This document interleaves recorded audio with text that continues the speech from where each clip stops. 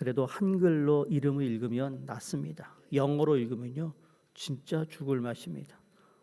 영어에는 우리는 그래도 있는 대로 읽잖아요. 영어는 뒤에 부분이 어쩔 때는 뭐랄까요, 소위 irregular하게 이렇게 이름을 불러야 되는 부분이 있어서 어려운데 그래도 잘 읽으신 것 같습니다. 굳이 제가 오늘 1절에서 28절까지 이름이 나와 있는 내용들을 읽은 이유는 다른 것이 아니라 주목할 인물들이 있기 때문입니다. 오늘 8장은 7장에서 이미 베냐민 지파의 족보를 언급했는데 또다시 상세하게 재언급하고 있는 이유는 역대상은 시작할 때 뭐라고 말씀드렸죠? 포로로 잡혀갔다가 귀환하여 돌아온 사람들을 위해서 다시 이스라엘의 역사를 다시 재조명하고 있다라고 말씀드렸습니다. 그래서 이 베냐민 지파는 이스라엘의 초대 왕 사울을 배출한 지파입니다. 또 솔로몬 이후 이스라엘 남북으로 분열될 때 유일하게 유다 지파를 지지하여 다윗 왕조를 지켰던 지파입니다. 바벨론 포로 귀환 이후 이스라엘 내에서 차지하는 베냐민 지파의 비중이 컸다라는 것을 역대상 7장 또 8장을 통해서 우리에게 말하고 있습니다. 그게 뭐냐면 우두머리였다라는 거, 우두머리. 이와 같은 배경 속에서 역대상 8장에 기록된 베냐민의 지파 이 족보를 살펴다 보면 우린 다음과 같은 세 가지의 메시지를 보게 됩니다. 첫 번째로는 끝이 아름다운 삶이어야 된다는 겁니다. 끝이. 베냐민 지파의 시작은 야곱의 12번째 아들 베냐민으로부터 시작됐습니다.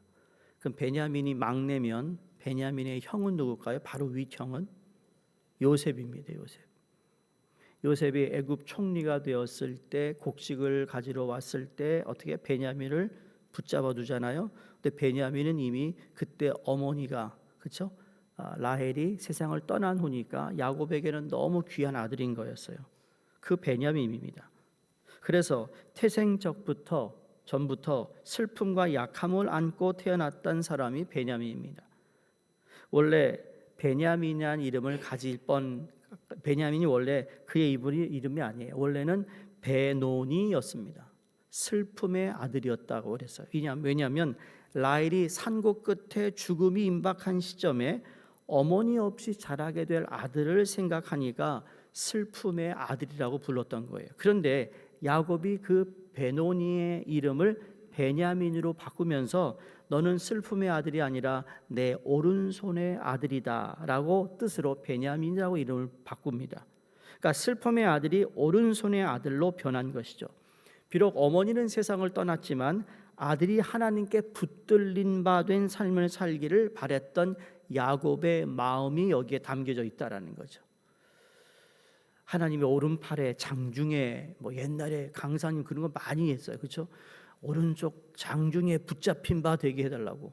그런 거 얘기 잘 못 듣잖아요 요새는요. 그 오른손에 붙잡히는 게 중요한 거. 오른손에. 이 사람은 내 오른팔이야. 그렇죠? 야인 시대의 그 오른팔이야. 옛날 쓰던 용어라는 거죠. 그러니까 베냐민은 하나님의 오른손에 붙잡힌 바 된 아들이다라고 야곱이 바꿉니다. 이후 베냐민 지파는 여러 위기를 겪었지만 그때마다 도우시는 하나님을 의지하며 살아갑니다. 여러분 이스라엘의 초대 왕 사울이 베냐민 지파 7순이라고 말씀드렸어요. 분열 왕국 시기에 유다 지파는 끊임없이 예루살렘 중심으로 베델에 이르는 지역에 살고 있던 베냐민 지파 사람들은 다윗 왕조에 신실하게 머뭅니다. 그리고 이 머문 베냐민 지파 사람들은 하나님과의 언약을 유지하고자 노력했던 유다 왕국에 속하여서 아수르의 침공으로 인한 북이스라엘의 패망으로부터 피할 수 있었습니다. 유다는 북이스라엘의 패망을 지켜보았지만 같은 실수로 인하여 이후 바벨론의 공격으로 모든 것을 잃고 70년간 포로 생활을 하게 됩니다. 모든 것을 잃은 줄 알았지만 잃은 것이 아니었어요. 그것이 끝이 아니었던 것입니다. 약속된 포로기가 끝나고 다시 예루살렘으로 돌아오는데 역대기는 포로 생활을 끝내고 돌아온 백성을 위하여 쓰여졌다고 말씀드렸고, 그들은 조상들이 어떤 삶을 살아왔는지, 무엇을 잘못하였고 우리가 왜 포로 생활을 할 수밖에 없었는지를 알아야 했던 것입니다. 문제의 원인을 잘 알아야 똑같은 실수를 범하지 않는 것이죠. 이건 신앙생활도 마찬가지입니다. 그 가운데 슬픔과 비통에 빠져 좌절하는 것이 아니라, 그럼에도 불구하고 우리를 끝까지 사랑하시는 하나님의 사랑을 알아야 하는데, 하나님께서는 이스라엘이 그것을 깨닫기를 바라셨던 거죠. 그들이 다시 회복되기를 원하는 마음에서 역대기를 주신 겁니다. 자, 열왕기상의 이 상과 하의 목적이 이 강한 비판과 회개의 촉구였다면, 역대기는 온 이스라엘을 향한 위로와 소망을 주는 것과 같다라고 볼 수 있습니다. 그러므로 우리 또한 우리가 속한 가정을 비롯한 공동체가 혹 그 시작이 내세울 만한 것이 없다 하고 빈약한다 할지라도, 오늘 우리가 무엇을 바라고 또 어디에서 서느냐에 따라 우리 뒷세대가 더 아름다울 수 있다라는 것을 알게 됩니다. 우리는 항상 진리 편에 서야 한다는 겁니다. 지금 당장 어렵고 힘들어도 진리 편에 서야, 나는 힘들고 어렵지만 그 다음에 풀어지는, 하나님이 풀어주시는 그 은혜와 은총은 상상할 수 없을 정도로 하늘과 땅 사이에 놀라운 은혜와 축복이 임한다는 사실을 기억하시기 바랍니다. 그래서 진리를 따르는 겁니다. 두 번째, 오늘 본문에서는 신앙의 가문은 내 생각대로 세워가는 것이 아니구나라는 것을 깨닫습니다. 무슨 말인가 하면 8절에 사하라임이라는 인물이 나와요. 그는 두 아내 후심과 바아라를 내보냈다 하는데, 이것은 두 아내와 이혼했다라는 것을 의미합니다. 누가요? 사하라임이. 그런데 두 아내와 이혼한 후에 사하라임은 모압의 여인들과 더불어 많은 자녀를 낳았어요. 그런데 그 자녀들이 9절과 10절에 기록되어 있고요. 그들은 모두 족장이 되었다고 설명합니다. 그러나 그것으로 그의 가문은 끝이 납니다. 성경은 더 이상 언급을 금함으로써 그 자손들의 계보가 중요하지 않음을 반증하고 있습니다. 반면 11절에서 28절을 보면 사하라임이 쫓아낸 아내 중 하나인 후심의 아들들 가운데 12절 엘바알 가문의 계보를 상세하게 기록함으로써 하나님의 언약이, 관심이 누구를 향해 있는가를 보여주고 있습니다. 전 이게 참 대단하다 생각합니다. 아버지의 신앙 참 우리가 존경하고 참 우리가 정말 감사할 부분도 있는데, 어머니, 특히 유대인들에게 있어서는 어머니의 신앙이 이렇게 중요하다는 것을 깨닫습니다. 베냐민이 베노니가 될 뻔했는데 야곱이 베냐민으로 바꾸고, 지금 사하라임의 아내인 후심이 별 볼 일 없는 여인인 줄 알았는데 이혼당했는데, 후심의 아들들 가운데 베냐민의 계보를 이어가고 있는 하나님의 섭리를 본다는 것입니다. 그러니까 하나님께서 우리에게 허락하시고 이루길 원하시는 믿음의 가문은 우리의 말초적 신경이나 세속적 가치에 의해 형성되는 것이 아니라 하나님의 말씀과 언약 위에서 세워져 간다는 것을 깨닫게 된다는 겁니다. 하나님이 그 신앙의 가문을 세워 가신다는 겁니다. 그러니까 아까 첫 번째 말씀드린 것처럼 내가 진리 안에 거하고 진리를 따라가고 진리를 택하는 삶을 살아가는 부모 아래, 여러분 그 자녀에 대해서 하나님이 지금 나의 세대보다 훨씬 더 깊은 섭리와 뜻을 가지고 있다라는 사실을 믿으시고 우리가 그에 그 걸맞는 삶을 살아가야 될 줄로 믿습니다. 마지막 세 번째로는 단점을 장점으로 승화시켰습니다. 저 이 부분이 참 중요하다고 생각해요.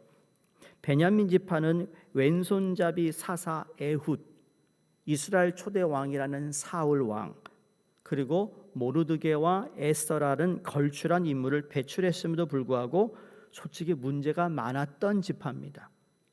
최초 야곱이 베냐민을 축복할 때, 사실 마지막 축복할 때 이런 베냐민을 야곱이 뭐라 그런지 아세요? 물어뜯는 이라 그랬어요. 물어뜯는 이라. 독했단 모양이에요, 베냐민이. 베냐민 지파, 베냐민 자체가 과격했던 것 같아요.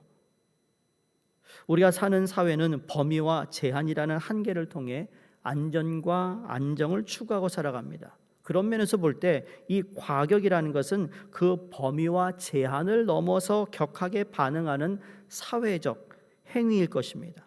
아유, 저 사람 과격해. 그 무슨 의미일까요? 왜? 핸들하기 어렵다라는 거예요. 잘못 건드리면 그냥 주먹이 날라온다든지, 재떨이가 날라온다든지, 뭐가 날라온다. 이 과격한 거, 과격. 여러분 주위에 과격한 사람 아세요? 왜 그 사람을 과격하라고 그러세요? 왜 과격하다고 그러죠? 다 이유가 있겠죠. 근데 베냐민이 원래 축복을 하는데 베냐민을 물어뜯을 놈이라고 그랬어요, 아버지가. 그러니까 축복보다는 저주에 더 가까운 말입니다. 이런 과격함은 주위를 불안케 합니다. 더불어 살아가는 사람에게 불편하게 만드는 요인이 됩니다. 그런데 베냐민 지파는 자신들의 성향 속에 깊이 내재하고 있었던 과격함이라는 단점을 용감이라는 장점으로 승화시켰다라는 거예요. 이런 거예요. 여러분, 예수님의 12제자 중에 제일 성격 더러운 사람이 누굴까요? 네? 베드로. 그 다음에 누가 또 안 좋을까요? 요한이에요, 요한. 수제자와 맨 막내. 요한도 과격해가지고요. 요한 이제 일서이서 쓰면서 왜 요한이 그래 사랑 얘기를 많이 쓴 줄 아세요? 자기 하나님의 사랑으로 변화된 것을 경험하고 그리고 그걸 간증하는 의미에서 하나님은 사랑이시다. 사랑이시다. 요한도 보통이 아니었어요. 그렇잖아요. 마지도 보통이 아닌데 막내가 보통이 아닌 거예요. 집에도 보면 막내가 항상 그렇죠. 죄송합니다. 혹시 막내 분은 용서하고 들으세요. 막내. 꼭 막내가 막내 짓 한다고요. 요한이 그랬다라는 거예요. 근데 어떻게 돼요?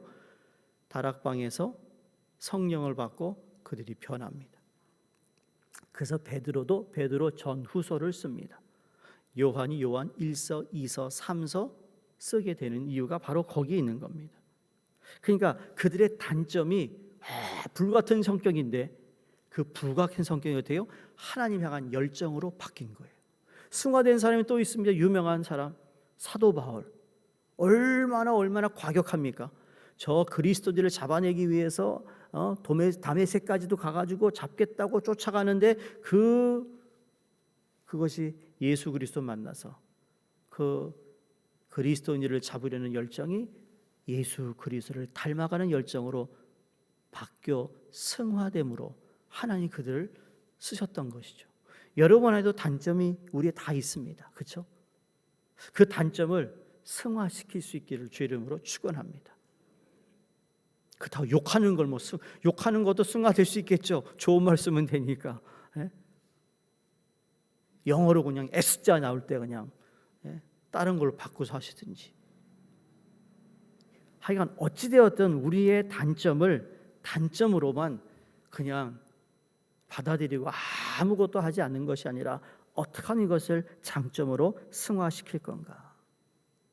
그 결과 민족 전체의 죽음이 예고되었던 부림의 날을 구원의 날이 되게 하는 통로가 되기도 했습니다. 이것을 기억하신 하나님께서 베냐민 지파 족보의 마지막을 기술하는 40절에서 오늘 읽지 않았지만 다 용감한 장사라는 말을 기록해 하셔서 베냐민 지파가 어떻게 자신들의 단점을 승화시켜 왔는지를 기념케 하십니다.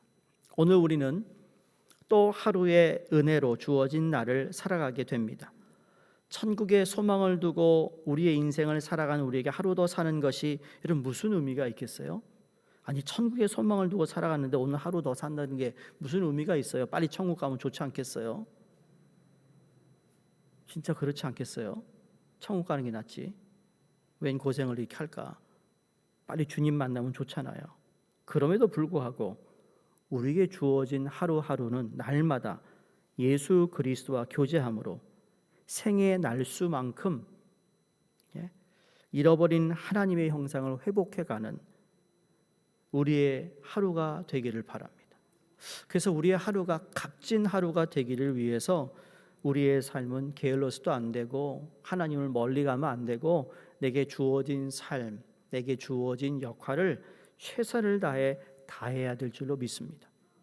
오늘 이 하루의 시간만큼 우리는 보다 오늘 하루의 끝이 아름다운 삶을 만들어 갈 것이며 하나님의 말씀 위에서 우리의 삶을 세워감으로 우리의 가정과 일터를 믿음의 자리로 세워갈 수 있음을 믿으시기 바랍니다.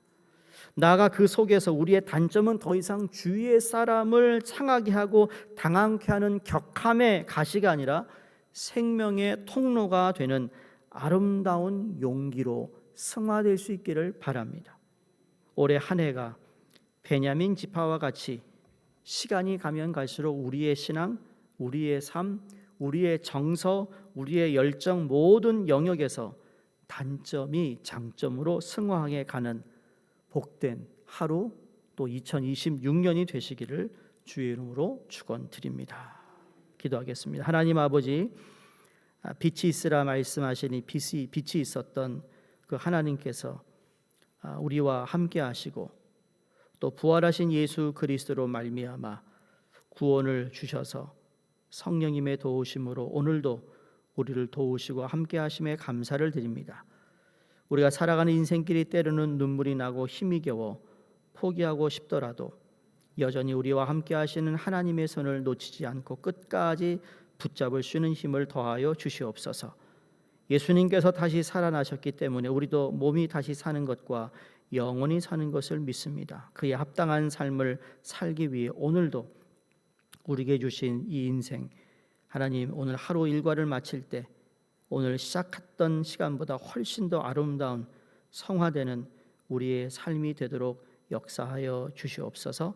오늘의 기도를 주님 들으시고 응답해 주실 것을 믿고 감사드리며 예수 그리스도 이름으로 기도드리옵나이다. 아멘. 우리 함께 기도하겠습니다. 일본의 마크 레이첼 선교사님과 또 히로시마 교회 이상훈 장미숙 선교사님 위해서 함께 기도하시고 2026년 특별히 50주년을 맞이하는 우리 교회에 하나님 우리의 이야기가 하나님의 이야기가 되게 하시고 이것을 증거하는 저희 삶이 되게 해 주시옵소서. 함께 기도하겠습니다.